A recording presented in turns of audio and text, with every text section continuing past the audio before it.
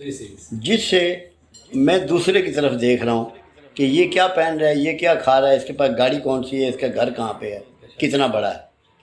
نصیب اللہ نے لکھے ہیں، دیکھ کے پریشان میں ہو رہا ہوں کہ میرے پاس یہ سب کچھ نہیں ہے۔ اس سے جتنی مرضی دوائیاں پھانک لوں صحت نہیں ہو سکتی۔ اس قسم کے ذہنی دباؤ پیدا ہوتے ہیں کہ آدمی کی صحت جو ہے وہ خراب ہو جاتی ہے۔ ایک چیز بندوں کو نہیں میں آپ سے یہ ہاتھ اٹھایا میں نے ایسے، یہ مجھے کس نے حکم دیا ہاتھ اٹھانے کا؟ میرے برین نے۔ گورن کرنے والی باڈی جو ہے انسان کو، وہ اس کا برین ہے۔ برین میں میرے ہلچل مچی ہوئی ہے کہ ادھر روٹی کتوں کھا رہے ہیں، یہ شاہ صاحب کا نظام کس طرح چل رہا ہے، جس کی وجہ سے پھر میرا پورے باڈی کا سسٹم ڈیمیج ہوتا ہے۔ پراپر ورک جو اس کو کرنا چاہیے، میرے مسلز کو جو ایزی رہنا چاہیے اور اس میں ہونی چاہیے الاسٹیسٹی ہونی چاہیے، وہ ختم ہو جاتی ہے۔ اور ڈپریشن میں خوراک بھی بڑھ جاتی ہے، بندے کو پتہ ہی نہیں لگتا میں کیا کیا کھا گیا ہوں، کتنا کھا گیا، کیونکہ وہ نارمل نہیں رہتا۔ بات پھر وہی آگے جو آپ سے پہلے کہی تھی۔ اس لیے ہم کیا کرتے ہیں، کچھ اللہ کے ایسے نام ہیں جو ہم دیتے ہیں ان کو ریسائٹ کرنے کے لیے، کچھ دم کرتے ہیں، کچھ دعا کرتے ہیں، کچھ کھانے پینے کی چیزیں ان کے سسٹم کو بیلنس کرنے کے لیے دیتے ہیں۔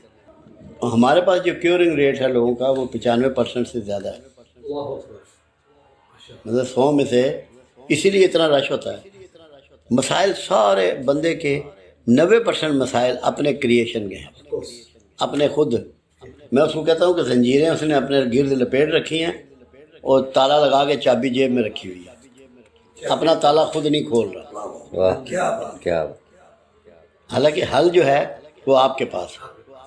آپ نصیب کو ایگری کر لیں، سب سے نمبر 1 کہ جو میرے مالک کی مرضی ہے، اس نے جس کو جو دینا ہے آپ، میں اس پہ راضی ہوں۔ خوراک کو سادہ کر لیں، سونے کی ٹائمنگ کو وہ مجھے کہنے لگی کہ تمہیں پکارنا چاہیے۔ میں کہا جڑے میرے آنی سن وہ مجھے بینک جانے او عرفانیہ، میں کہا مجھے او عرفانیہ کر کے بنا۔ میرے اندر کوئی چینج نہیں، ایک رائی دے دانے برابر۔ میں خوش ہونا اس سے، مجھے کوئی مائن نہیں ہوتا۔ میری بیوی منو کہتے عرفان صاحب نہیں آتے، عرفان آتے۔ میں کہ مائن تو میں تاں کرا جب ہونا تو اباب ہاں، اباب تو میں کسی کو نہیں۔ مسئلہ ہے گوڑ اتنے پھر جاتی ہے۔ میرے واسطے لوگ اٹھ دن، میں اٹھنے نہیں دیتا کہ یار منو کیوں کوئی نگاہ کرتا۔ میں کوئی اسپیشل بندہ نا، میں عام بندہ۔ عام بندے کا مطلب یہ شاید ہی تو رویہ عام ہو گئے۔ مجھے کوئی ڈیفیکلٹی نہیں لگتی۔ صحیح گل ہے۔ تسی ہوں تکو اتنے میں آ جانا، انہوں سارے پھکڑ آدمی آ جانا۔ صحیح گل ہے، پیار نہ لاؤں میں انہیں کو کی لینا، تھوڑے کو کی لینا۔ کیا بات۔ اس کا ایک اور اینگل نہیں ہے کہ جی جب تک یہ گھنٹی گلٹ کے اندر بجتی رہے تو کم از کم آپ کو یہ محسوس ہو رہا ہوتا ہے کہ ابھی ضمیر میرا زندہ ہے، مطلب میں محسوس تو کر رہا ہوں۔ ٹھیک ہے، مگر جب اس سے تک پہلے کوشش نہیں میں کروں گا۔ جیسے میں نے بات سمجھائی، میں ہاتھ اٹھا رہا ہوں کہ اللہ مجھے معاف کر دے، میرے گناہ معاف کر دے۔ دوسرا ہاتھ اٹھا رہا ہے، یا اللہ اس بندے نے میرے ساتھ بڑا ظلم کیا ہے، مجھے انصاف دے۔ تو میں جب تک اس کے ہاتھ نیچے نہیں کراؤں گا تو کیا مجھے معافی مل جائے گی؟ کیا بات ہے۔ یہ ہے آپ کے خلاف ہاتھ نہ اٹھے کہ اس کی زمین پہ قبضہ کر لیا ہے، اس کی گاڑی چوری کر لی ہے، اس کے پیسے نکال لیے ہیں، اس کے حصے کا جداد ہڑپ کر لی ہے، اس کی بےزتی کر دی ہے، مطلب کوئی بھی ایسا کام اسی سے گلٹ پیدا ہوتا ہے۔ کیا بات ہے۔ اسے کہتے ہیں اچھا یار تم بس میں مت پی، تو رک جائے، جب رکنا آ جائے گا نا تو چھوڑ دے گا۔ ہم تو یہ کہتے ہیں اچھا یار تو اپنے بچوں کے سامنے جھوٹ نہ بول یا بدتمیزی کی بات نہ کر، باقی کرتا رہے، کیونکہ وہیں سے اس کی خرابی بھی گھر سے ہوتی ہے اور درستگی بھی گھر سے ہوتی ہے۔ راج صاحب ہے کس طرح کے دوست ساڑا مجھے الیکٹرانکس کی دکان ہے، کافی اچھی حالی بھی ہے، تو انہیں میں نے کہا میں نے بابا جی کو لے چل، بس میں لے گیا۔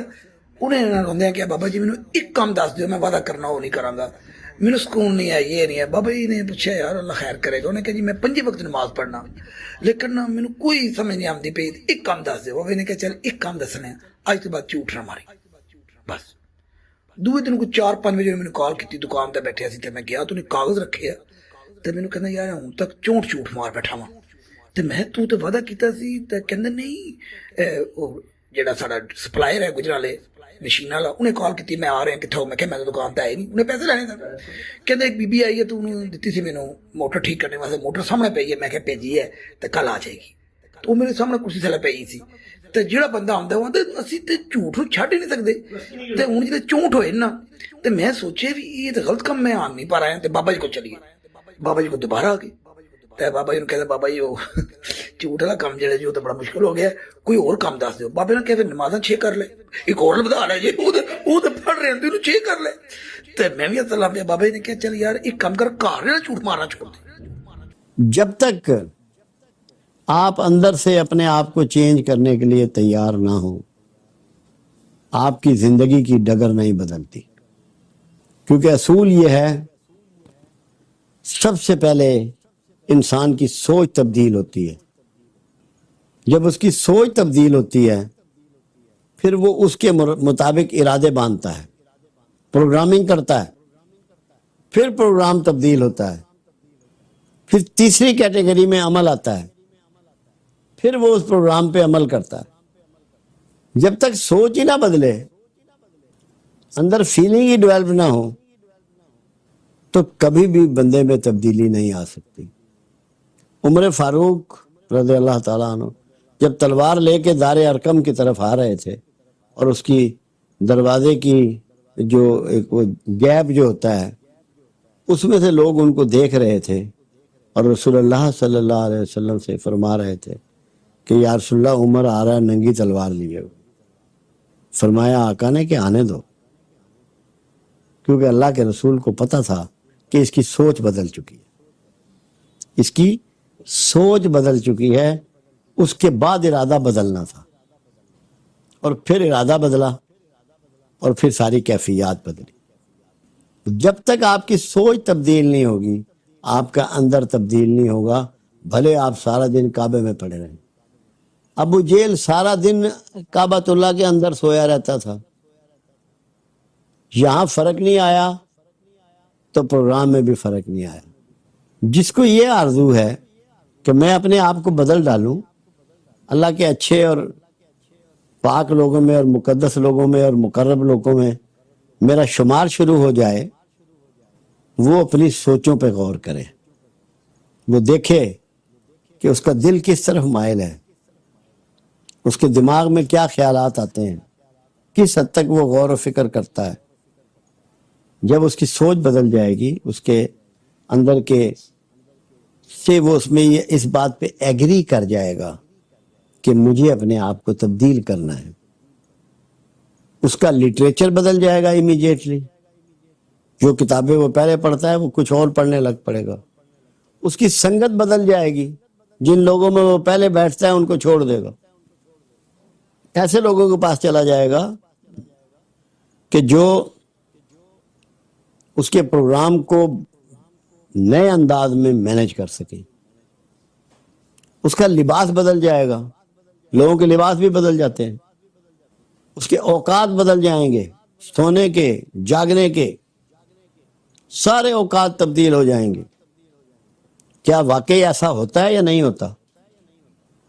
जब आपकी सोच बदलती है तो आपकी टाइमिंग चेंज हो जाती है या वही रहती है? आपकी टाइमिंग बदल जाती है, जागने की, सोने की, सोकर उठने की, खाने पीने के अंदाज बदल जाते हैं, आपका जाहिर बदल जाता है। जब आप ये इरादा कर लें कि मैं अपने आप को बदलने के लिए तैयार हूं। जो लोग तैयार नहीं थे वो सारे मारे गए, वो सारे मारे गए, एक भी नहीं बचा उनमें से। और जो तैयार हुए वो सारे असहाबे रसूल बने। मगर तैयार आपको बहरहाल अपने आप को खुद करना है। اگر اللہ آپ کو تیار کرے تو ایمان جبر ہو جائے گا، دین جبر نہیں ہے۔ اللہ کہتا ہے چاہے میرا شکر کرو چاہے میرا انکار کرو، جو تمہاری مرضی ہے کرو، میں تمہارے ساتھ زبردستی کرنے کے لیے تیار نہیں۔ آپ ہدایت اللہ سے طلب کرتے ہیں، اگر وہ خود ہدایت آپ پہ فکس کر دے، لاگو کر دے، تو پھر چوائس آپ کی ختم ہو جاتی ہے۔ دین آپ کی چوائس پہ چھوڑا گیا ہے، چاہے اللہ کا انکار کرو چاہے اللہ کا شکر کرو، چاہے اسے مانو چاہے اس کا کفر کرو، یہ لبرٹی دی ہے اس نے آپ کو۔ تو جو خود کو تبدیل کرنا چاہے گا اپنا رویہ بدلے گا، اس کی سوچ بدلے گی، اس کا ارادہ بدلے گا۔ مگر ایک بہت خوبصورت بات شمس تبریز علیہ الرحمہ نے کہی کہ جو لوگ اپنی تجدید کرنا چاہتے ہیں، نئی زندگی میں داخل ہونا چاہتے ہیں، نئے انداز میں جینا چاہتے ہیں، نئے افکار کے ساتھ جینا چاہتے ہیں، نئے دین کے ساتھ جینا چاہتے ہیں، نئے لوگوں کے ساتھ جینا چاہتے ہیں، عظیم بننا چاہتے ہیں، تو پھر انہیں ایک طریقہ اپنانا پڑے گا، وہ ہے موتا قبل از موت، موت سے پہلے مر جانا۔ اولیاء اللہ کا یہ سبق رہا ہے ہمیشہ۔ موت کیا چیز ہے کہ جب آپ میں خواہشوں کی تکمیل نہ کر سکیں اور خواہشیں آپ کی دم توڑ جائیں۔ خواہشوں کا دم توڑ دینے کا نام موت ہے۔ تو موت سے پہلے مرنے کا مطلب کیا ہے؟ اپنی زندگی میں اپنی خواہشوں کی موت کر دو، خواہشوں کو مار دو۔ جب تم خواہشوں کو مار دو گے تم موت سے پہلے مر جاؤ گے۔ جب موت سے پہلے مر جاؤ گے تو امر ہو جاؤ گے۔ دو موتیں نہیں آئیں گی۔ خواہشیں چھوڑ دو۔ میری ایک کتاب تھی اللہ مل سکتا ہے، اس کی رسم افتتاح تھی، تو بانو کسیہ مرحوم کو بلایا تھا، بیمار تھی۔ میں نے انہیں کہا کہ آپ سٹیج پہ بیٹھ جائیں، کہنے لگی بابا جی آپ نیچے بیٹھے ہیں تو میں تو سٹیج پہ نہیں بیٹھ سکتی۔ میرا انہوں نے احترام کیا، میں اوپر آ کے بیٹھ جاتا ہوں۔ میں بیٹھا، کہنے لگی مجھے آپ بس ایک لمحہ ایک بولنے کی اجازت دیں اور پھر میں جاؤں، میں کھڑی نہیں ہو سکتی، بہت بیمار تھی۔ اللہ مل سکنے کی بات ہو رہی تھی تو انہوں نے ایک ہی جملہ کہا، صرف ایک جملہ، ایک کرسی ہے جو خواہشوں کی ہے، جو خواہشوں کی کرسی ہے، وہ کرسی تو خالی کر دے، اس پہ اللہ آ کے بیٹھ جائے گا۔ اور چلی گئی۔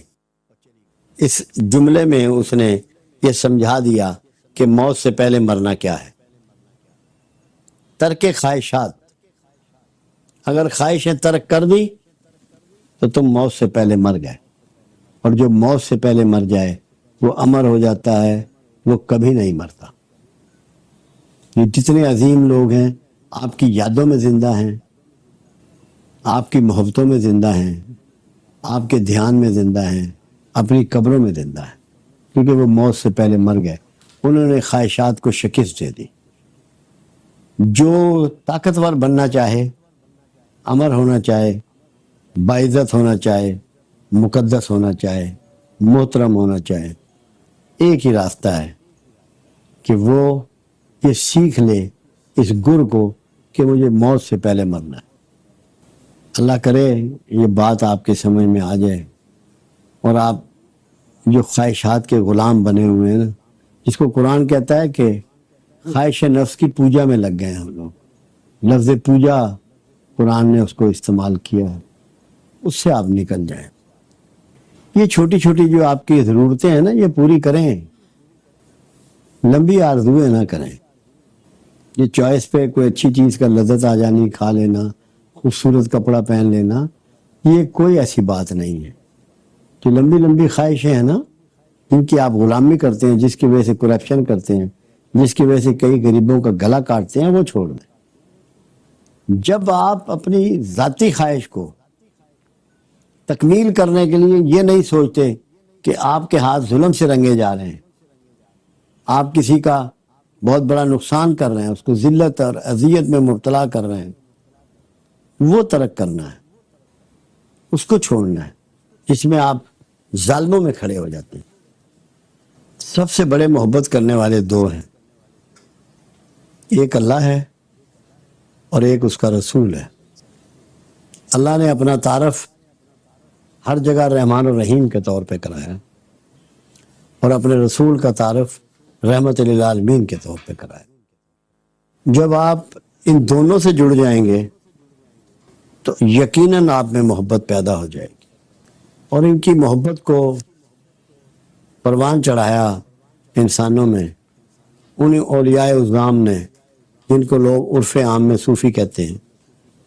ان میں سے کسی سے وابستہ ہو جائے جو صحیح معنوں میں صوفی ہو، تو کوئی وجہ نہیں ہے کہ آپ کے سینے میں محبت نہ بھر دی جائے۔ محبت کا پہلا اصول رحم سے شروع ہوتا ہے۔ جب آپ دوسروں کی آپ کو جو تکلیفیں دینا ہے، آزار دینا ہے، دکھ پہنچانا ہے، اس پہ برداشت کرنا شروع کر دیتے ہیں اور ان کو معاف کرنا شروع کر دیتے ہیں، تو آپ یہ سمجھ لیں کہ معافی آپ کے اندر بڑھ گئی، تو آپ کے اندر محبت بڑھ گئی۔ بغیر محبت کے آپ کسی کو معاف نہیں کر سکتے۔ معافی سیکھ لیں، درگزر سیکھ لیں، تو محبت سے گونجے جائیں گے آپ۔ کسی مخلوق کا فعل نہیں ہے ماننا۔ فعل اللہ پہ افسوس کا اظہار کرنا جائز نہیں، کیونکہ اللہ کے فعل پہ مترض ہونا مخلوق کو کسی شکل میں جائز نہیں۔ آپ جہاں بھی جائیں یہ کہیں اللہ آپ کو صبر دے، ہمت دے، اور جو حالات کی پیچیدگی پیدا ہو رہی ہے اس سے آپ کو بخیریت نکالے، اور جانے والے کی بخشش فرمائے، مغفرت فرمائے، اور اس کو اس کے راستے کی منزلیں آسان کرے، اور اسے جنت الفردوس میں دعا کرتے ہیں۔ آپ کہتے ہیں السلام علیکم، یہ دعا ہے کہ تم پر اللہ کی سلامتی ہو۔ تو جب ودا ہوتے ہیں تو پھر کہتے ہیں فی امان اللہ، اللہ کے حوالے، حوالے نہیں، اللہ کی امان، اللہ کے امان میں۔ حوالے کا لفظ نہیں استعمال ہوا، وہ تو لفظ ہی صحیح نہیں ہے۔ اچھا، فی امان اللہ، اللہ کے امان میں، امان، ان پروٹیکشن آف گاڈ۔ یہ اپنا حوالے سے بتائیں۔ کیسے ہو سکتا ہے کہ فرق نہ پڑے؟ یہ تو ہو نہیں سکتا ہے، کیونکہ میاں بیوی کو قرآن نے ایک دوسرے کا لباس قرار دیا ہے، اس سے بڑھ کے کوئی رشتہ بیان۔ اور پھر زوج کہا ہے قرآن نے، دوسرا پارٹنر، حصہ۔ زوج حصے کو کہتے ہیں، دوسرے حصے کو۔ تو جب ایک روح کے ایک جسم کے دو پارٹ ہیں تو تبھی وہ وجود مکمل ہوتا ہے، تو وہ وجود نامکمل ہو گیا، ایک حصہ اس میں سے جدا ہو گیا۔ میں تو 24 گھنٹے اپنے رب کے ساتھ ہوتا ہوں، مجھے کیا مسئلہ ہے؟ لیکن کمی تو محسوس ہوتی ہے۔ اسی اس کو کوئی میری اس طرح کی کوئی فیلنگ نہیں ہے۔ جی ہاں، میں اللہ کی مرضی۔ جی ہاں، مالک کی مرضی ہماری اختیار ہی نہیں، اس لیے اس سے زیادہ میں نے کبھی اس سے اگلا لفظ سوچا ہی نہیں کبھی۔ اللہ کے ہر، وہ بہتر جانتا ہے، یہی سٹارٹ اور یہی اختتام۔ آپ کے اختیار ہی نہیں ہے۔ بچوں کا کیا ریئیکشن؟ بچے نارمل ہو گئے کیونکہ مجھے دیکھتے ہیں نا، نارمل ہے یہی تو دیکھو کتنی عظیم شخصیت ہے بچے نے سارے۔ تو وہ کوئی ایسی بات بالکل، ہم ان کو دیکھو جتنی چیزیں اس کی تھیں نا ریلیٹڈ، جوتے، کپڑے، زیور، لے، وہ سب اللہ کی راہ میں دے دیا۔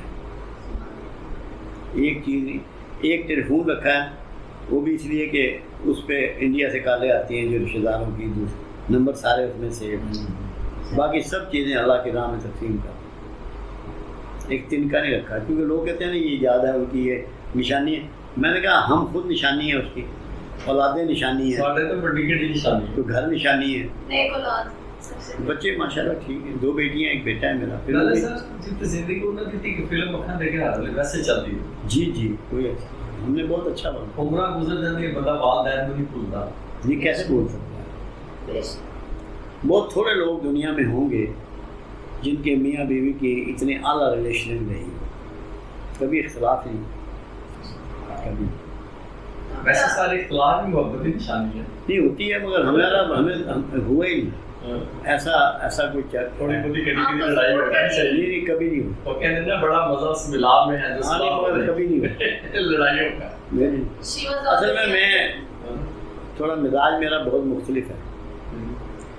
अगर दूसरी तरफ से कोई गुस्सा हो ना तो मैं उसका रिएक्ट नहीं करता, बहुत ज़्यादा उसके ऊपर कोल्ड हेडेड डील करता। मुझे दूसरे के जज्बात का एहतराम का अल्लाह ने फ़न सिखाया, Which is very rare. बहुत कम है। This is very ये सब अल्लाह की तरफ से ही है। अडाप्ट क्या होना, हमारी क्या हैसियत है, हमने क्या अडाप्ट करना। फिर कुरान के अंदर है कि इल्म वाले ही मुझसे ज़्यादा डरने वाले हैं।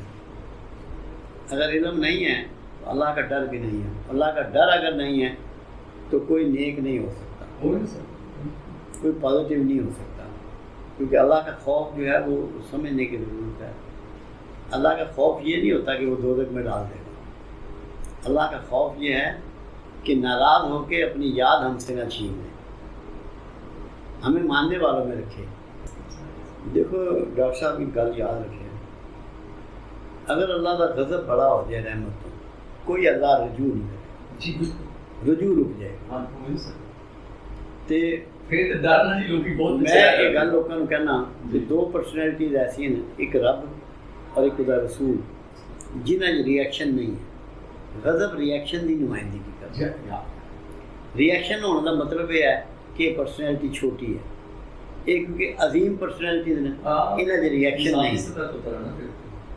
रिएक्शन ना होने का मतलब यह है कि इन्हों की रहमत इन्हों के गज़ब से आ गई है। इस गल को समझना असा